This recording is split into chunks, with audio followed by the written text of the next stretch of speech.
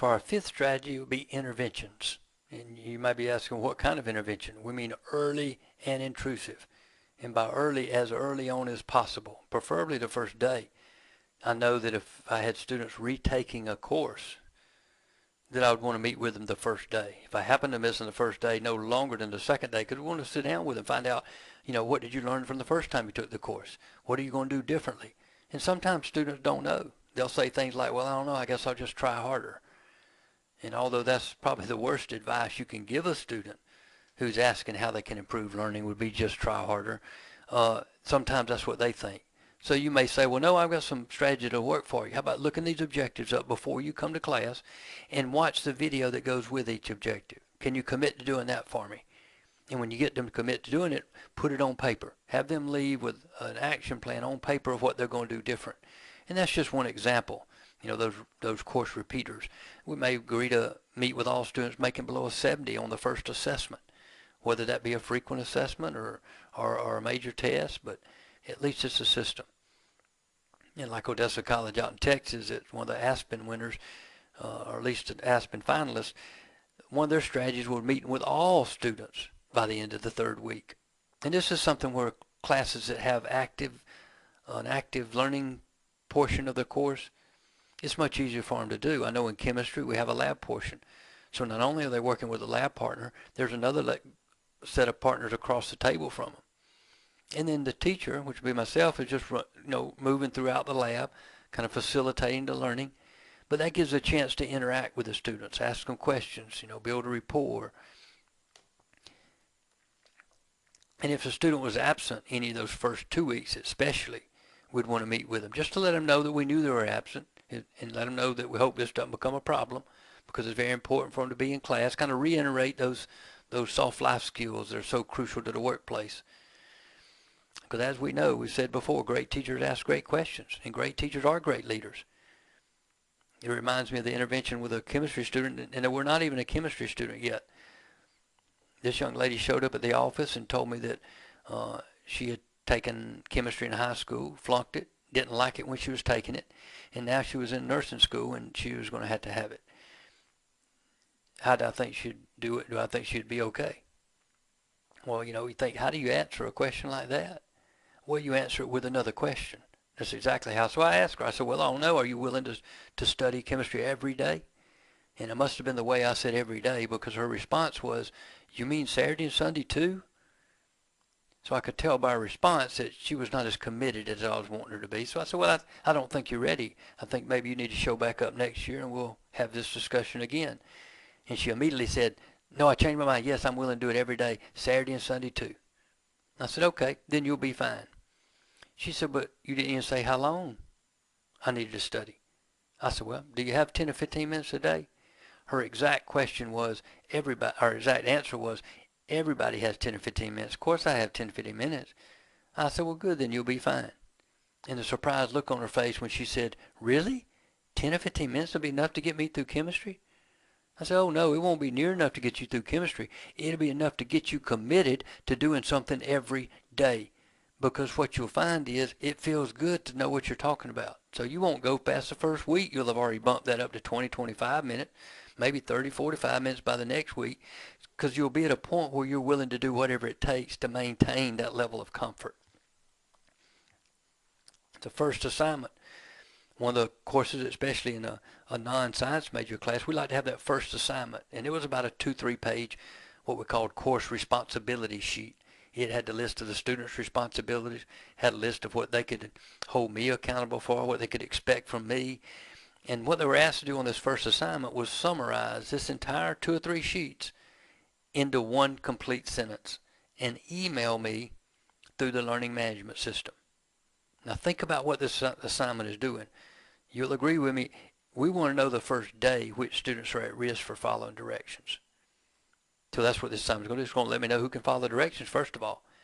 And sure enough, you get about half the class would turn in a correct assignment. They would turn in a 1-sentence, complete sentence summary of those pages, which, by the way, takes a good bit of critical thinking to summarize 2 or 3 pages into 1 sentence. But a lot of others gave 2 sentences, 3 sentences, incomplete sentence, and over a third of the class didn't even turn it in. by the first class meeting. So on the first class meeting, we reiterate that this was the first assignment and that half the class has already gotten credit for this. Others had to redo the assignment to make sure they could follow directions. If it said one complete sentence, it wants one complete sentence. You don't get credit for 2 or 3 sentences. So it allowed us to reiterate that. And plus, it lets us know, well, do some students have a problem emailing through the learning management system? That may be an issue that some students have that we wouldn't know unless we intervened. So we need some of those power statements in these interventions. Something that can keep the student from getting defensive and lets us know that we're there for them. And this is one of those power statements. Has 3 parts to it. I know you're struggling with whatever. This can be used on a staff member, faculty member, student, anyone. I know you're struggling with puts a problem on the table. It's like saying, let's quit hiding the problem. Let's go ahead and put it out here. Now, what can I do to assist you? That takes a person off to defensive. How can you be defensive when somebody's asking what they can do? Not what you can do, what can they do to assist you? And then the third part is very important. In becoming more effective, in reaching the goal, in reaching the finish line. See, we're not going to move the finish line just because somebody has a hard time reaching it, but what we will do is provide whatever we can to help them and assist them in reaching that finish line. That's why before a student leaves on an intervention, we want to make sure they have something committed to, a plan of action on paper before they leave. Some intervention strategies, how about emailing after the first major exam? Yeah. My strategy there was just had 3 email drafts, one for low test scores, middle test scores, and high test scores. The high test scores would say something like, hey, wonderful job on the test, keep up the good work, anything I can do to help, let me know, glad to see you on top of this, maybe you can help your classmates out, whatever you want to say for those high test scores. For your middle test scores, it was, well, I know you did good, but I also know that you want to improve. So here's some strategies that may help you. And then for the low test scores, of course, you want to keep them encouraged. This was the first test. And reiterate, they should be looking those objectives up before they ever come to class. Because keep in mind, even if you were intervening for another class, or if you were a tutor and a student walked up and said they were having problems with a course, you wouldn't even need to know what course it was. You could just, first question would always be the same. Are you looking up those objectives before you come to class? Because that's the first step. And it's not, the help's not negotiable until you do the first step. So those low test scores, it's time to reiterate that. You should be looking up the objectives, watching the videos, reiterate what they should be doing. And once again, provide your utmost support and encouragement. What you're doing through that process, you're reiterating to them they must have a system. A system will take something seemingly impossible and make it almost ridiculously easy. And that's what objectives are. Objectives are a system. And if we follow that system, it makes it much easier to learn.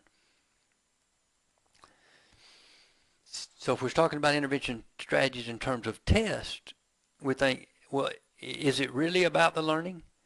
What if we were in a math course, chemistry course, any of those courses where we're building, the second test builds on the first one, third one builds on the second one, and so forth, culminates in a comprehensive final?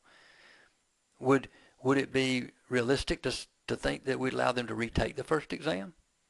Because I know early in my educational career, I wouldn't even consider anything like that, which lets me know it truly wasn't about the learning for me. It was about weeding out, or it was about earning a certain status, but it could not have been about the learning, because if it was about learning, of course we'd have a retake.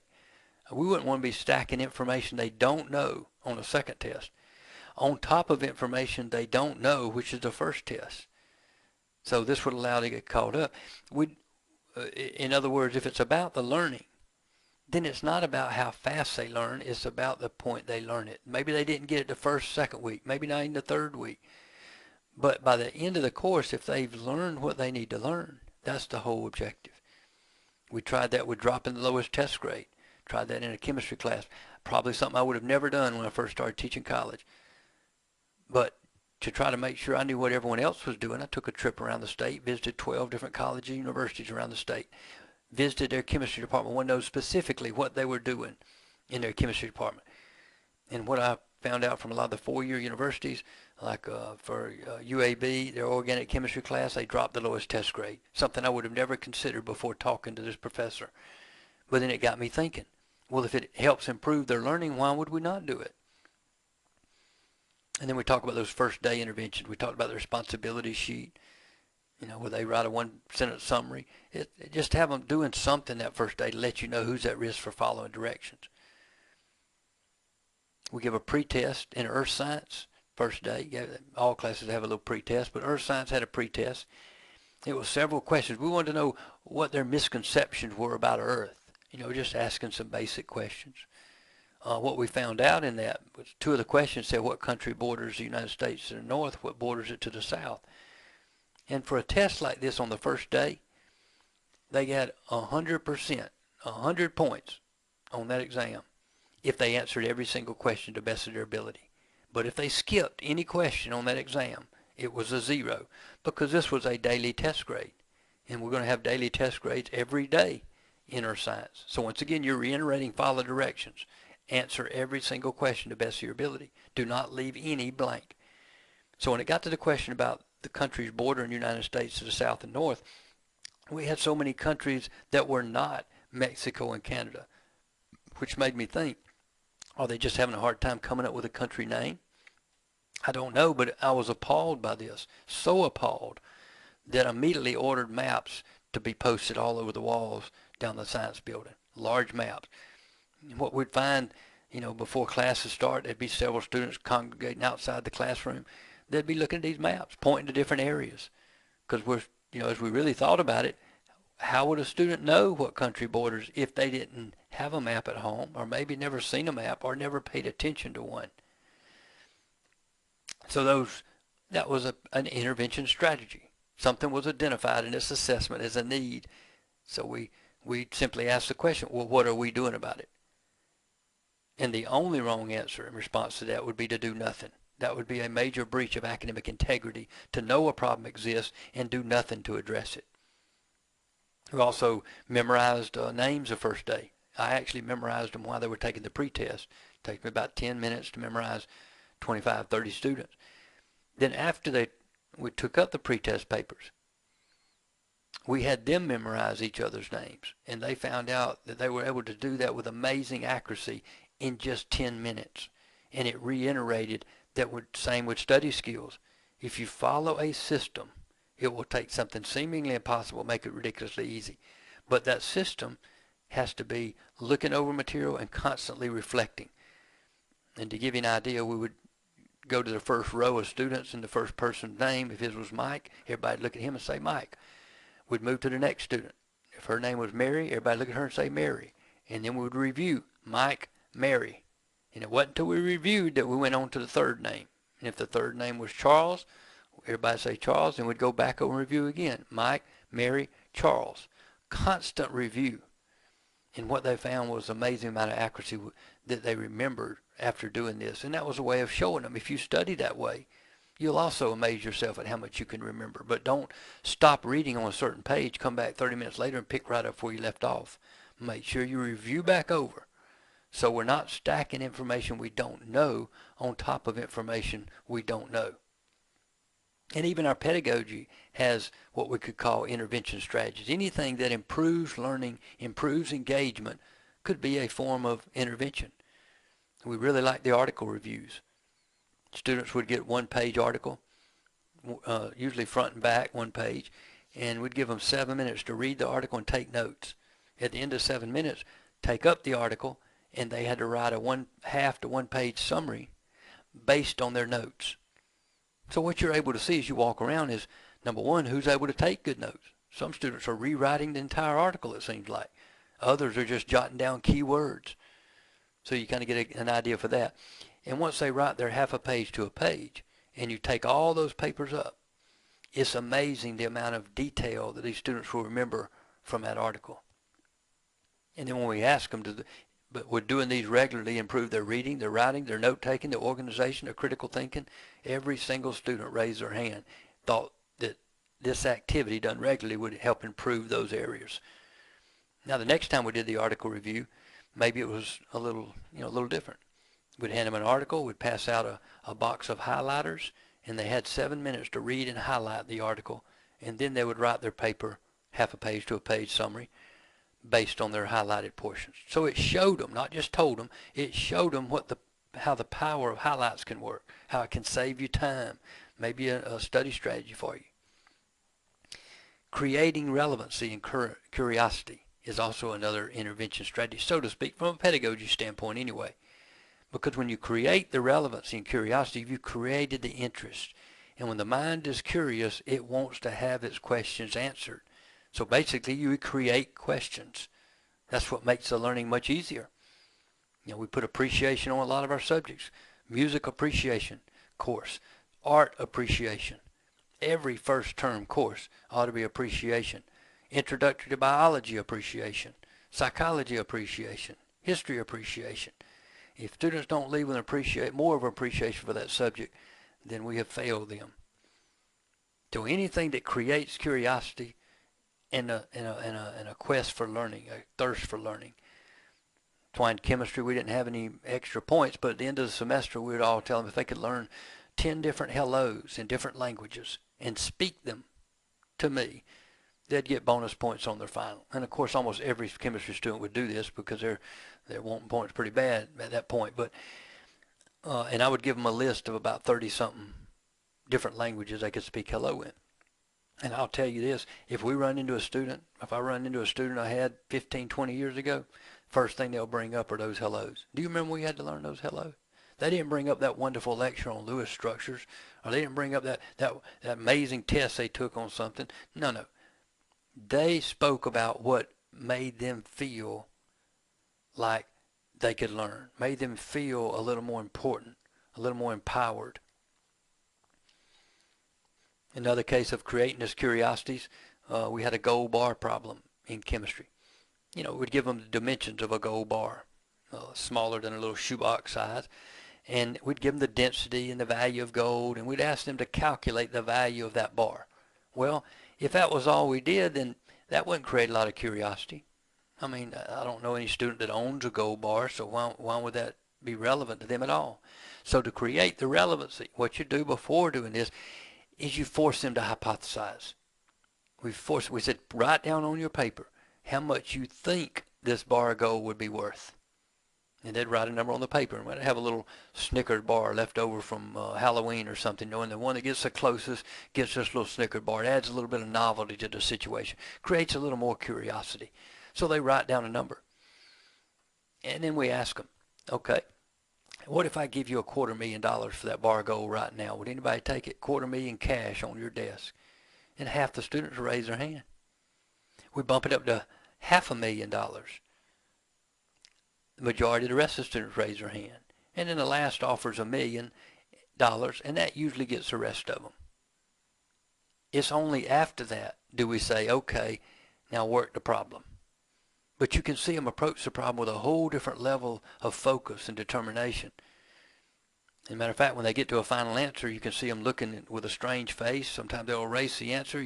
They'll punch it back in the calculator because they can't believe that the answer actually came out $1.6 million. So not only were they amazed by that, but it gives a chance to kind of connect in life skills into the problem. Because anytime we can connect life skills, it is more relevant. So we tell them, without the ability to critically think, without the ability to actually calculate and use quantitative reasoning, it'd be easy for somebody to manipulate you in the outside world, take advantage of you in borrowing money or in all kind of different situations. But the ability to calculate and use quantitative reasoning, and then I can use the example of those that accepted the $250,000 for that bar of gold. I just made over $1.3 million off of each one of them. And the ones that accepted $500,000, we made $1.1 million off of them. So once again, create the relevancy by creating the curiosity. We complain about students' ability to critically think, but quite frankly, today's generation have had most of observations taken away from them. It's like a GPS on a car. Why do you need to follow a map? Why do you need to follow road signs and exits? If I can just wait till Siri says turn left, I turn left. She says turn right, I turn right. I don't have to make observations like we used to. And it's the same for weather. We don't need to make observations. We have it at our fingertips. Making PowerPoint slides, Every now and then just put a question. One whole slide is nothing but a question. If I'm going through earth science, we get to a portion where we're going to talk about rain and what conditions are causes rain. Then there may be one slide, and that may say exactly that. What conditions cause rain? It forces the student to just stop for a minute and think about that, because once they read the question's in their mind, and that creates a curiosity. So the whole point is to get to a level of critical thinking, a whole nother different level of learning. And if you're going to work on critical thinking, there's a word of caution here. Don't jump into a critically thinking scenario that's extremely personal to a student. There's too much emotion involved. And I know when we're looking at logical thinking, it's on a balance with emotional thinking. But if early on, when we're just teaching students how to critically think, we don't want to bring too many emotions into the picture. So try to use scenarios that are somebody else or somewhere else. And then slowly over the semester, you can move those closer and closer to the student where they become more personal. Because at some point, we want them to feel the emotional pull so they can see how difficult it is to critically think sometimes. The same reason they don't put a detective whose family just got killed on the case. They're too emotionally involved. Okay, so this allows us to progressively work up to that emotions. And it's the same for group work and discussions in class. We make sure we start off class saying, hey, if the facts upset you, now we're going to have a problem. There must be a problem with the way you're viewing it, the scenario, if the facts upset you. Because a lot of times what students will do, you'll create a scenario and they'll very quickly provide an answer to that. Then you change the scenario where it involves them and they change their answer. And you're like, well, wait, if you answered it previously based on this, though that situation hadn't changed. The only thing that changed is now personal for you. It's kind of like saying, no one minds spending somebody else's money. It's only when their money is spent that they have a problem. It's also like saying the first one that wants to talk about their rights are the last ones who want to talk about their responsibilities. So those are the kind of things that lead to critically thinking, which is why I'm constantly telling students, I will never say anything to offend you. However, I can't promise you that something I say doesn't offend you. We're in a society today that's very hypersensitive, so you can't guarantee that anything you say may or may not offend somebody, but you'll never say anything to offend them. There is a difference there. So these intervention strategies may be similar to math. Math talks about having math anxiety that students have.